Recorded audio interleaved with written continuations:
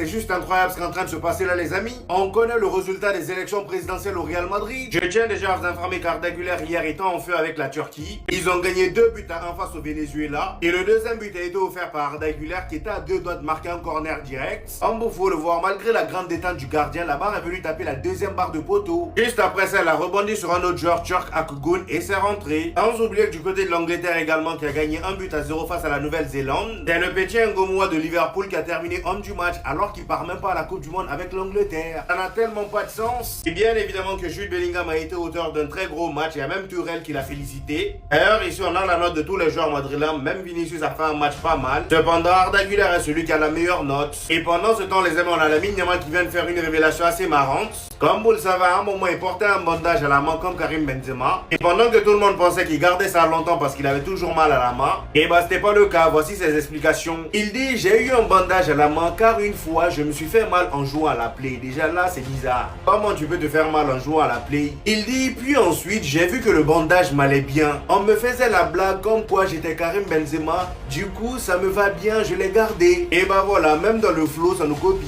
Que ferait le Barça sans le Real Madrid, franchement? On termine avec les élections présidentielles du côté du Real Madrid, les amis. Au moment où je vous parle, autant vous dire qu'il n'y a plus match. On connaîtra les résultats à partir de 20 h ce soir. Sauf que là, il n'y a plus rien à faire, mis à part un miracle. Florentino Pérez l'a remporté haut la main. Est-ce que je suis étonné? Non. Le gars a récolté pour l'instant 68,6% de votes. Tandis que le pauvre Riquelme, malgré ses mensonges, il a récolté seulement 31,4%. Pour le coup, pour une première élection de sa part, c'est pas mal. On aura donc le verdict final ce soir à 20 h 30. Alors là, ça promet. Hendrick a encore choqué tout le monde cette nuit, les amis. Commencez par Rafinha. Et vous allez comprendre pourquoi. Déjà, dites-vous qu'hier nuit à minuit, le Brésil affrontait l'Égypte de Mohamed Salah, match de préparation. Un match qui a commencé de manière très dure pour l'Égypte. Et étant donné que dès le coup d'envoi, ils sont pris un gros pressing du Brésil, à la 6e minute, sur une sortie de balle un peu trop confiante du gardien égyptien, son milieu de terrain reçoit le ballon, sauf que dès réception de la balle, il se prend un pressing de 3 joueurs. Et dans ce pressing-là, d'ailleurs, que Guimarães vient derrière lui et récupère la balle. Ce dernier rentre dans la surface, tout libre. Il place le ballon, but. Et pendant qu'on pensait que l'Égypte allait passer un mauvais quart d'heure suite à ce but, et bah non, seulement 4 minutes après, on assiste à l'égalisation de l'Égypte. But marqué par Zico, le numéro 11. Ils partent donc à la mi-temps avec un score d'un but partout. Sauf qu'au retour en deuxième mi-temps, à la 53e minute, sur un magnifique contre du Brésil, on a Rafinha qui récupère le ballon sur le côté gauche. Il mélange son vis-à-vis avec un simple zigzag, rentre dans la surface, puis lâche une passe en retrait pour Hendrick qui était bien placé. Hendrick qui d'ailleurs dans ce match en termes de déplacement c'était juste du haut niveau. Le gars reçoit la balle, il cherche même pas à contrôler, il enchaîne avec un tir du pied gauche, but. Bien évidemment, s'ensuit plusieurs célébrations comme on le connaît. Comme vous pouvez le voir, il a même fait la célébration de Rafinha pour le remercier. Et il a aussi fait sa célébration du pistolet avec le public.